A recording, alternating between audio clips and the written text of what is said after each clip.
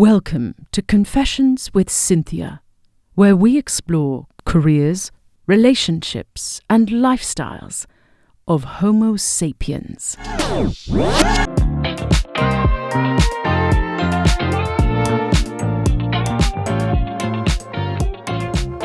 Hello, I'm your host Cynthia, and today's special guest has been to every Disney theme park around the world and is part of the Fatty's Burger Appreciation Society. Please welcome Phil.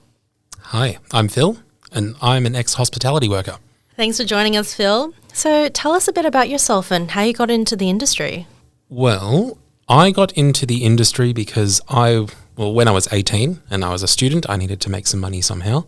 Like we all do. Yeah, absolutely.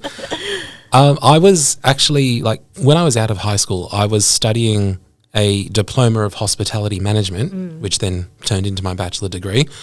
And as part of that diploma, I had to get an industry placement. So I got a job working in a hotel, and I just started climbing the ranks from there. I just started off as a bartender in the restaurant, and then every opportunity that I saw to take a step up into a different department or into a different role, I was always first to put my hand up and say, yep, I want to do that. That's amazing. I love you taking that initiative. And was there something that you were interested in doing at a young age, or when you were early teens, you thought, yeah, I want to dip my toes in the industry? Or was it something you fell into? Well, I guess I always try to target hotels because I really like staying in hotels.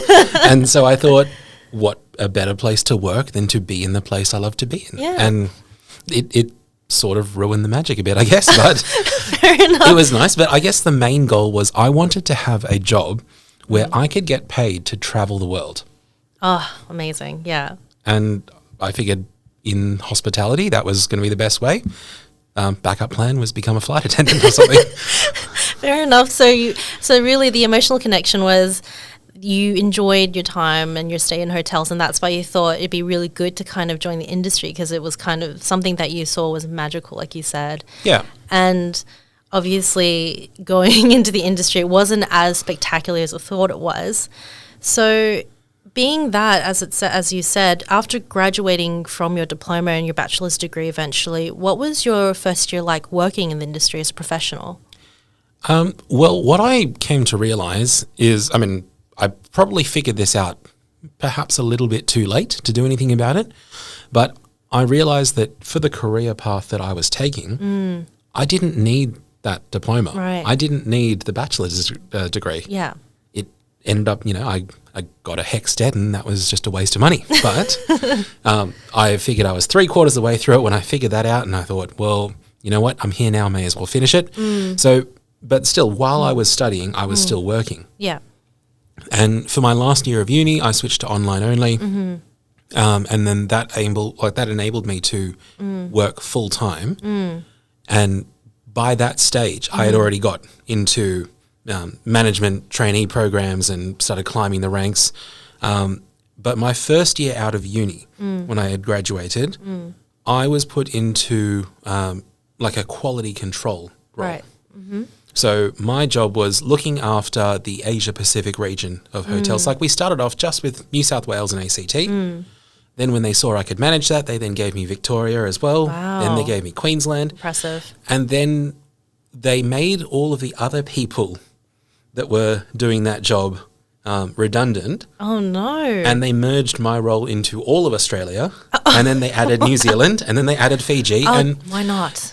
by the time I had finished, I was joining a team of 6 people.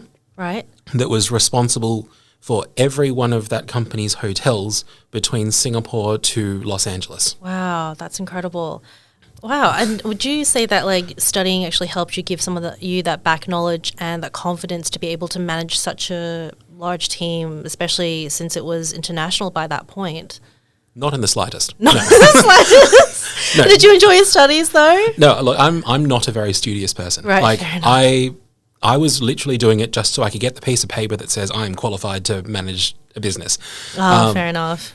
That was sort of my only ambition of getting a degree, and as it turns out, that job I didn't actually need it. I guess it looks good on paper, but I don't know how many opportunities that's opened up for me. And okay. and it cost me 30 grand in HEX debt. Fair enough. So it was more hands-on experience that gave you kind of that leg up in the industry and in climbing through the ranks that you wanted to do. And obviously, because your role was so broad at that point, did you get to travel the way that you wanted to? I did. Wonderful. I did. And when I was working in that team, like the last team that I ended up with in that company, I was traveling a lot. Amazing. I was spending, on average, about 200 nights a year away from home. You're listening to Confessions with Cynthia. Here with Phil. Wow, that's incredible. And was it something that you really enjoyed, traveling that much? Oh yeah, I loved it. Like Wonderful. I practically lived at the airport. So they knew you on first like person basis, like, hey Phil, you're back again. There's a George Clooney movie called Up in the Air. That was essentially what it was like. Oh, okay. So you lived the experience. Yes, there. Wow, absolutely. incredible. So I became a platinum frequent flyer with Qantas, and it got to the point where like I would get to the airport and the people in the lounge knew who I was. I was on first name basis with them. Yeah, and, of course. like going to pick up a rental car, the people who worked there knew me, and the hotels that I would stay in, everybody knew me. Oh, wonderful. It was like, yeah, I was living that experience of just people knowing who I am and knowing my routine, and they were sort of becoming like, I know I was just a customer to them, but it was sort of treating me like I was their extended family. Oh, that's really lovely to hear. And surely throughout your travels, you must have some funny stories, and we're so keen to hear about it. Please tell me a few of those funny stories. So we had this tradition in the company. Whenever we had a new starter and we were sending them out on their first overseas trip, you would give them a $100 US, like $100 US dollars in a note. They would either come back with the $100 US dollars or they'd come back with the story of where that $100 went. Oh, yeah. Tell me yours. So my story of that, it was the first time I was sent overseas, and I ended up going to Vietnam and Cambodia. Oh. Now, I don't speak any Vietnamese. You know, I can speak Cantonese, which is, it's sort of halfway between Mandarin and Vietnamese, I guess. But I'm really lost with anything language-wise Vietnamese. Yeah. And my first job when getting there was to get a taxi from the airport to the hotel. Right. I asked the driver I showed on, like I had a printout with an address of where I was going. I showed that to the driver. He just signaled, yep, I can do that. And away we went. And I wasn't even drunk or anything. I was just tired. But it took me a while to figure out that we were just driving laps around the block. Oh no, that's the worst. I don't know if you've been to Vietnam or not, but the traffic there is not great. No, I haven't been, but I take your word for it. You're just like the traffic jam is just non-stop. Like it doesn't matter whether you're out at 3 a.m. or 3 p.m. or whatever. There is just 24/7 congestion on the roads. Like there is never a moment where you get a free run through the city. And we were just doing laps around and around this block, and it took me a while to figure it out. But I was just watching the meter go up and up and up. The only money I had on me at the time was that. Oh, and of no. course, they don't take credit cards in the taxi. Oh dear. So yeah, had to pay the driver in US dollars, and that was where my $100 went. Oh no! So it wasn't really an eventful event at all. It was just you had to get by with that $100 bill, and that was that. Pretty much. Yeah. Oh, fair enough. Well, aside from that story, was there any memorable moments in your trip that actually you find was something that you would keep forever? That was something that you loved about that particular trip? So I think that was like my first proper experience with getting to know street markets and street food. So like I'm a big foodie. Like anywhere that has like, nice restaurants and stuff, I'm in for that. But if you are traveling through Southeast Asia or the Middle East or like in fact, actually not even just those, like anywhere in the world. Yeah. The best food you get is in street markets. Agreed. And, Southeast Asia, going through street markets, of course you're going to get some fantastic food. And it's just the smells and the sounds and just the liveliness of the place. Exploring those markets is honestly like, there's nothing better than that. I will never understand why people travel the world and go all to these exotic countries and then go and eat in a Western restaurant.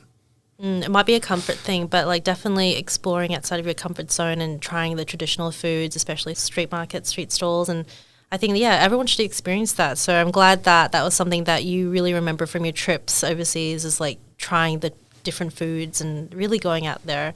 So what was the weirdest food you've ever eaten while traveling abroad from work? Fried spiders in Cambodia. That doesn't, no, I would not. I don't think I could do it. Was it hairy? They weren't hairy because when you deep fry them, all the hairs burn off. Oh, gosh. I should say they're not nice, but I tried them. Were they like crunchy on the outside, juicy on the inside? Just describe that feel. Yes, and not in a good way. So when you bite into a tarantula and you get like the goo from whatever's inside them, it's bitter. Oh, there's a taste. There is a taste.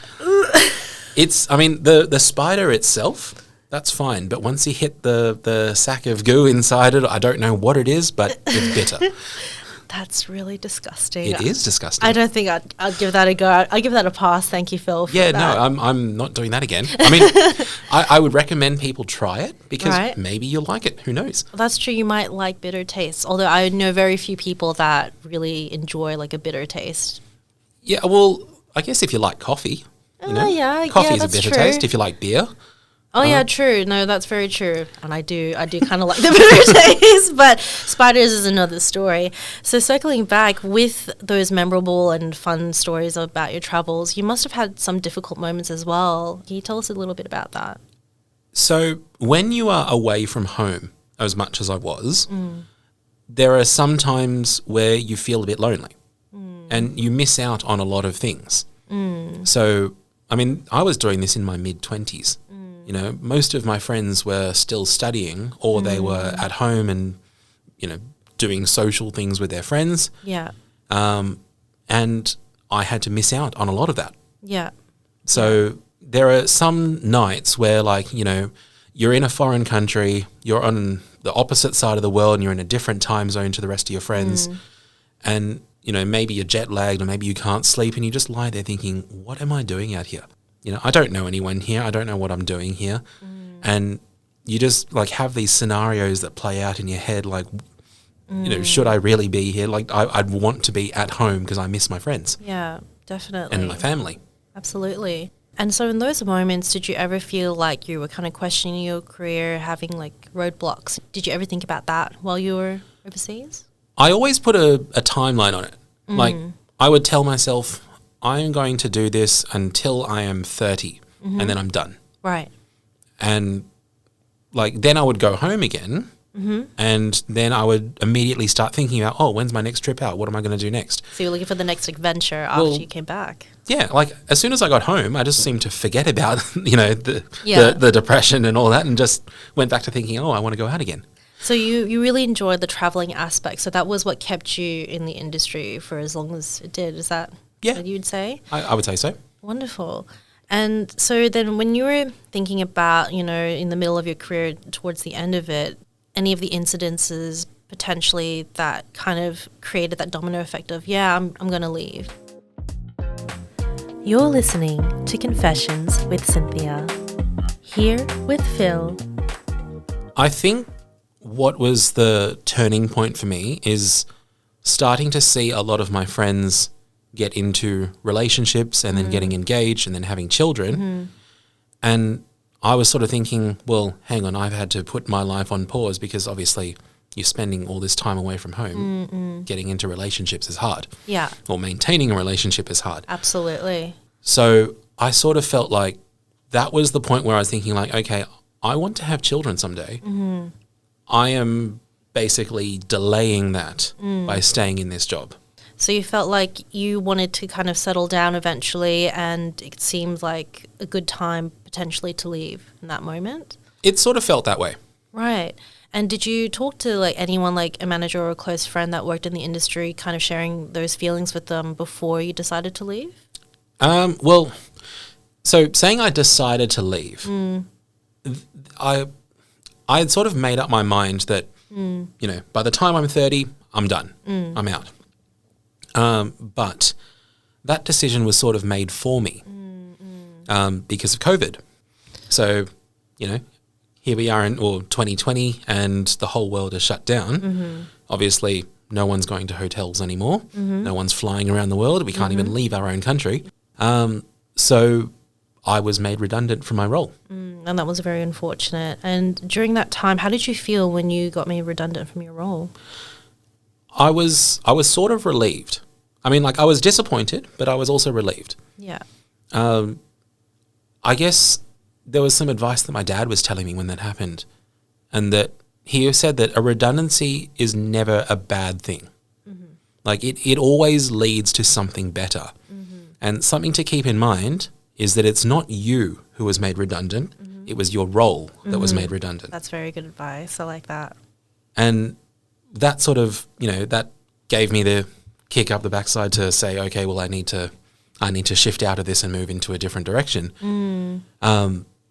I must say, luckily, I was able to get JobKeeper and all that, so I wasn't, hard for money and all that. And because I wasn't traveling anywhere, I wasn't spending any money. So I was literally couldn't even go to restaurants or cafes and stuff. I was sitting home getting paid JobKeeper to do nothing. And so that sort of, made me think, well, this will do for now. I'll take the pause. I'll enjoy staying at home and then I'll just see what else comes up. Wonderful. And during that time off, and especially being made redundant, did you spend any time reflecting about your career up in that point before you made your next move? I did. And I guess something that, while we were sort of deep in the lockdown and all that, and watching the rest of the world opening up, before Australia, and I guess watching the rest of the world getting their vaccines before us and all this, I was sort of getting a bit of FOMO of traveling again. Right, okay. And then it sort of dawned on me one day, I think it was about, August or September that year, and I was sitting at home and watching, all these people that were traveling overseas and doing all these things, and I was thinking, wait, hang on. I'm in this beautiful city, in this beautiful country. Why do I constantly want to leave? Yeah, I think I was asking the same thing. And so why did you ask yourself that question for you? What was that for you? Well, it was, I guess I wasn't taking time to appreciate how nice it is to be in Sydney. That's fair. That's a really fair call. And so that was sort of what told me, okay, whatever job I get next, I want it to be something where I can stay at home, or I don't need to travel. I don't mind traveling occasionally. That's always fun to go out every now and then, but I don't want every now and then to be always. Yeah, fair enough. And how do you feel about it now, looking back on it? Looking back on it now, I mean, well, I'm now in a job that pays a lot better. I'm enjoying my life a lot more now that I'm a bit grounded. But I think what I've noticed the most out of this is that going on holidays feels special again. Yeah, that's great. That's really good to hear. It was so all of the traveling that I was doing before, it got to the point where it just going to the airport and flying somewhere or getting on a plane, even sitting in a business class seat or a first class seat or whatever to travel wherever I was going, that didn't feel special anymore. Right. And when it doesn't feel special to sit at the front of the plane like that, or to go to a foreign country, when that just feels normal rather than feeling special, there's a problem. No, that's really fair. And so with all of that said, what was the positive aspects that still resonate with you and your experience from your previous career? So being able to have travelled around the world as much as I did, before turning 30, those are experiences that I will never forget. I got to work all over the world. I got to travel. I got to see all of these places that I've wanted to visit. And, that's something that I would never trade in for anything. That's beautiful. And I think you were living the dream. You lived the dream that you wanted to as soon as you graduated. So it sounds like the perfect deal that you got. And I'm really glad that you did. With the final thing, what piece of advice would you give to someone looking to join the industry today? So one thing that I would tell any 18-year-old, 19-year-old who's joining the industry or who wants to start working in hospitality, especially if, you're starting from the bottom, you're just working in the bar, making cocktails, pulling beers, even being a barista, making coffees. make sure that you understand the conditions of the award, like the contract that you're working on. So we are very lucky in Australia to have such stringent workplace laws. Yeah. And they are, very decent towards the employee. They're fair to the employer, but they're more weighted towards, the well-being of the employee. And, this was a big thing in the news a couple of years ago with that whole systemic wage theft. And I know everyone focuses on big celebrity chefs that have restaurants that had wage theft scandals or whatever. The thing is, it can happen to anyone. And it happened to me. Yeah. And it wasn't so much that I wasn't getting paid for the hours that I worked, but when you're working in hospitality, you get used to not taking lunch breaks and stuff. I mean, I used to work from 3 p.m. till 11 p.m. And if you sort of wanted to take a break halfway through that shift, that's, 7 o'clock, 8 o'clock. That's when all your customers come in and have dinner. So of course you can't take a break then, and that's normal. But the award makes an allowance for that. And that if you work for more than 6 hours without taking a break, then all of that time that you spend working without taking the break after 6 hours is paid at double time and a half. Now, I was never paid that because they would manually alter our handwritten timesheets to say that we took a half-hour break in between. And then they would clock us out half an hour later. And they said, you're still getting paid for all the hours that you worked. They would just manually do that so they didn't have to pay that extra allowance. And I didn't really think about it much at the time. And I actually figured this out while I was on a long flight somewhere and had no internet and couldn't really do anything. So I just got out the calculator and started jotting down some numbers. The first car that I ever bought myself was about $10,000. And all of those extra hours that I worked in, I could have bought that car twice. Oh, wow. So that's what my advice to young people joining the industry would be. Know the conditions of your award and don't be afraid to put your hand up if something is not right. Absolutely. It's very well said. Well, thank you again for joining us today and sharing part of your story with us. And if you'd like to know more about Phil, you can follow him on Instagram at shotgun93. The link is available in the description. So this wraps up our episode, and I look forward to seeing you in the next one. Bye.